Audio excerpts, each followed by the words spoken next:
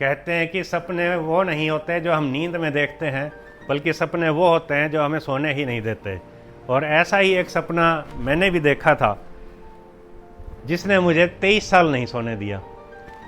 और दोस्तों, वो सपना था केबीसी का। और ये सपना कैसे देखा गया और कैसे पूरा हुआ, क्या हमने किया, इस सब को जानने के लिए आइए आपको मैं लेकर चलता हूँ अपने केबीसी के सफ़रनामा पर, और शुरू करते हैं हमारी केबीसी की जर्नी।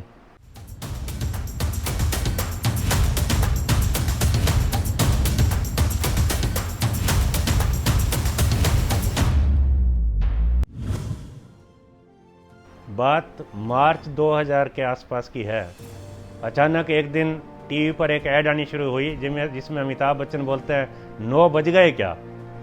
तो सुन के बड़ी क्यूरोसिटी सी जागी, आखिर 9 बजे को क्या होने वाला है। और रोज़ ये ऐड आती है, अमिताभ बच्चन पूछते हैं 9 बज गए क्या, और हम बेसब्री से इंतजार कर रहे थे कि 9 कब बजने हैं। आखिर वो दिन भी आया कि 3 जुलाई 2000 को स्टार प्लस पर केबीसी का पहला एपिसोड प्रसारित हुआ। उसका फॉर्मेट देखकर पहली नज़र में ही मुझे लग गया कि मैं इसी प्रोग्राम के लिए बना हूँ, और मैंने ठान लिया कि मैंने इस प्रोग्राम में पार्टिसिपेट ज़रूर करना है, क्योंकि मुझे जीके का शौक़ बचपन से ही था। और जब ये मेरे मतलब का शो आया तो मैंने सोचा कि क्यों ना मैं इसमें ट्राई करूं, और उसी दिन से मेरी जद्दोजहद शुरू हो गई। अब क्योंकि केबीसी का सारा फॉर्मेट ऐसा था कि सब कुछ फ़ोन पर ही होना था, लैंडलाइन से या मोबाइल से। लेकिन दोस्तों, उस ज़माने में मोबाइल अभी भारत में आने शुरू भी नहीं हुए थे। इक्का दुक्का लोग इम्पोर्टेड मोबाइल्स लेते थे, और लैंडलाइन हमारे घर में था नहीं। और उस टाइम तो लैंडलाइन लगवाना भी बड़ा महाभारत था। ऐसे नहीं कि आपने सिक्योरिटी भरी और उसी टाइम लैंडलाइन लग गया, बल्कि महीनों की, सालों की वेटिंग लिस्ट बनती थी। तो मैंने सोचा भी चलो अभी ये तो मुश्किल है। तो मुझे पता चला कि मेरे एक दोस्त के पास एक इम्पोर्टेड मोबाइल आया हुआ था। तो मैंने अपने दोस्त की बड़ी मिन्नतें की, भाई कुछ दिन के लिए मेरे को ये मोबाइल दिलवा दो। हालांकि बड़ी इम्प्रैक्टिकल सी रिक्वेस्ट थी ये, क्योंकि जो आदमी इंपोर्ट करके मोबाइल लाया वो मुझे क्यों देगा। लेकिन किस्मत अच्छी थी कि मेरे दोस्त के कहने पर उसने वो मोबाइल मुझे दे दिया कुछ दिन के लिए। अब दोस्तों, मोबाइल तो मिल गया, लेकिन उस ज़माने में मोबाइल में इनकमिंग के भी पैसे लगते थे, आउटगोइंग के भी पैसे लगते थे। कॉल लगे ना लगे, पैसे आपके लग जाते थे। तो अब उसको रिचार्ज करवाना भी बड़ा महाभारत था। लेकिन हज़ारों रुपए दोस्तों मैंने उस रिचार्ज पर लगा दिए। रातों रात पूरा दिन में बैठा रहता था, कभी कॉल लग जाती लेकिन बात नहीं हो पाती और बैलेंस कट जाता था। इस चक्कर में खर्चा भी खूब हो गया। लेकिन मैंने हार नहीं मानी, और मेरा मोबाइल से कांटेक्ट नहीं हो पाया क्योंकि लाइंस बड़ी लिमिटेड खुलती थी, और मैक्सिमम टाइम जो है केबीसी की लाइंस बिजी रहती थी। तो मैंने सोचा चलो लैंडलाइन अप्लाई कर देना चाहिए। मैंने लैंडलाइन अप्लाई कर दिया, और इन बिटवीन कभी मैं पीसीओ पे जाके फ़ोन मिलाता था, कभी किसी यार दोस्त के घर जाके फ़ोन मिलाता था, लेकिन बात बन नहीं रही थी। और करते करते मेरा लैंडलाइन का कनेक्शन का नंबर आ गया, और उस दिन बड़ी खुशी हुई। अब लैंडलाइन तो आ गया, लेकिन अब क्या था कि रिसीवर उठाए उठाए हाथ थक जाते थे। अब केबीसी की लाइन ऐसी थी कि मिल के ही नहीं देती थी। तो फिर हमने सोचा भी क्यों ना एक हैंड्स फ्री सेट लिया जाए। तो मैं बाज़ार से एक हैंड्स फ्री सेट ले आया। उसको लेके मैं लेट जाता था और रीडायल करता रहता था, भी कभी तो लाइन लगेगी, लेकिन बात बन नहीं रही थी। आखिर एक बार वो दिन आया कि जब मेरी लाइन लग गई। मेरे से एज पूछी गई, मेरा जो है पूछा गया कि अगर आपको ग्राउंड ऑडिशन के लिए आना पड़ा तो अपने खर्चे पर आ पाओगे या नहीं। तो अंधा क्या चाहे दो आंखें, तो मैंने कहा हाँ वर्दी ठीक है, जहाँ बुलाओगे मैं आऊँगा। तो 2009 की बात है साथियों, मुझे ग्राउंड ऑडिशन के लिए अमृतसर बुलाया गया। मैं अपने खर्चे पर वहाँ गया। ग्राउंड ऑडिशन में पहले 20 क्वेश्चंस का जीके टेस्ट लिया गया। वो क्वालिफाई होने के बाद पर्सनल इंटरव्यू लिया गया। पर्सनल इंटरव्यू भी मेरा ठीक हो गया, लेकिन उम्मीद बंदी थी वो टूट गई, मेरा सिलेक्शन नहीं हुआ। और ये मेरी जर्नी फिर से शुरू हो गई। फिर मैं उसी अपने हिम्मत और जुनून के साथ लग गया अपने काम पर। और इन बिटवीन जब मोबाइल्स भी आ गए थे तो मैंने मोबाइल ले लिया, और मोबाइल से भी ट्राई करता, लैंडलाइन से भी ट्राई करता रहा। तो लेकिन बात नहीं बन रही थी, और साल पर साल बीतते जा रहे थे। और मैं भी जब भी केबीसी देखता था, अमिताभ बच्चन को बोलता था मुझे बुलाए बिना आप केबीसी बंद नहीं कर सकते। तो करते करते करते 2021 का साल आ गया, सीज़न 13।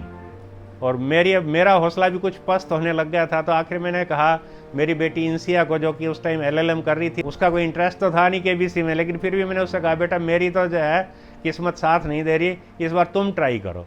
तो उसने मेरा मन रखने के लिए बड़े अनमने मन से KBC की ट्राई शुरू कर दी। और किस्मत देखिए, पहला राउंड उसका क्लियर, दूसरा राउंड क्लियर, तीसरा round clear, ground audition clear, और इस तरह से सारे राउंड फर्स्ट अटैम्प्ट में क्लियर होते चले गए, जैसे कोई अनसीन पावर उसका साथ दे रही हो। और जैसे कभी KBC की सीट पर, हॉट सीट पर कुछ लोग कंटेस्टेंट आते थे और उनसे पूछा जाता था अभी आप कब से ट्राई कर रहे हो, तो कुछ लोग कहते थे जी मेरा तो फर्स्ट अटैम्प्ट में ही बात बन गई। तो मैं बड़ा हैरान होता था कि झूठ बोल रहा है, मुझे तो इतने साल हो गए और इसका फर्स्ट अटैम्प्ट में कैसे हो गया।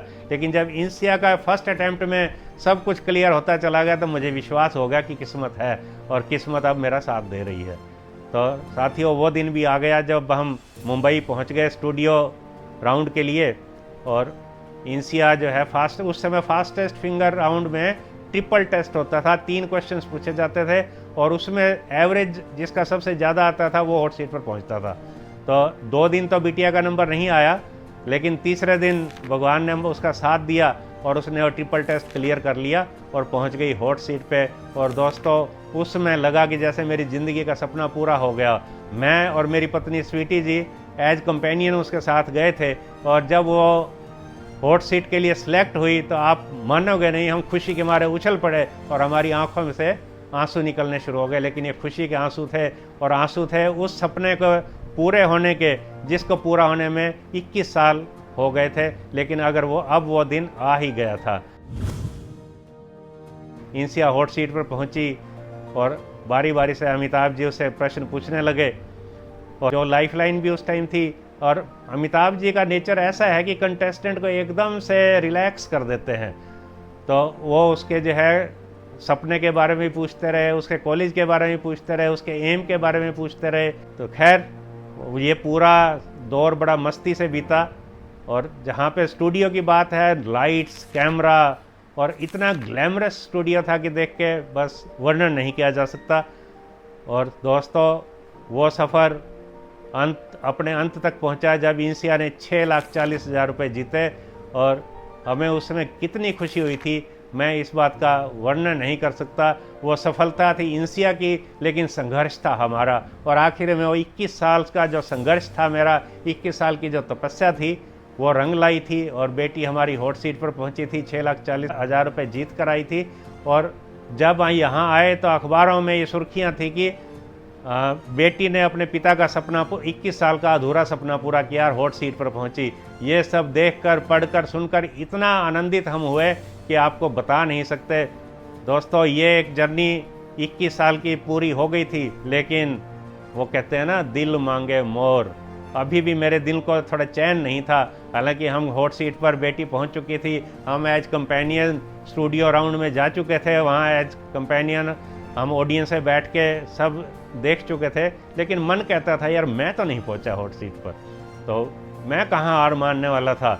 मैंने अपना ये सफ़र फिर शुरू कर दिया कि चलो अब मैं फिर ट्राई करता हूँ। इंसिया हो आई, हम एक बार हो आए, हमारा सपना पूरा हो गया। लेकिन अभी अपना जो मेरा अकेले का सपना था हॉट सीट पर बैठकर, वो अधूरा था साथियों। और उस अधूरे सपने को पूरा करने के लिए मैं फिर जुट गया। हालांकि लगता था बड़ा एक असंभव सा काम था कि हम फिर से क्या जा पाएंगे KBC में, लेकिन यही तो ट्विस्ट है साथियों कहानी में। और ये क्या ट्विस्ट है, इसके बारे में आपको मैं बताऊंगा अगले एपिसोड में। तब तक आप बने रहिए हमारे साथ और मिलते हैं अगले एपिसोड में एक और सफ़र के साथ, जो हमें KBC का एक और जर्नी पर लेकर जाएगा।